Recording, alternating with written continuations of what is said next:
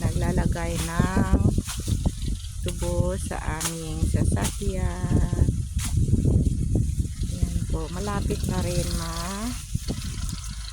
puno yung ganyan lang po.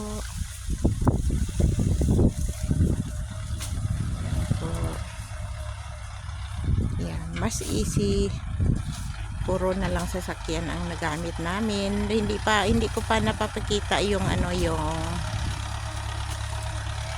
car na naggagapas ng tubo. Ito lang muna ang aming papakita. Yan lang muna ang aking papakita sa inyo, nga ganito lang ang aming pagpaparm dito sa Thailand. Oo, puro makina ang aming ginagamit sa aming pagpaparm. So thank you very much for watching. Ito si Pinay Farmer in Thailand.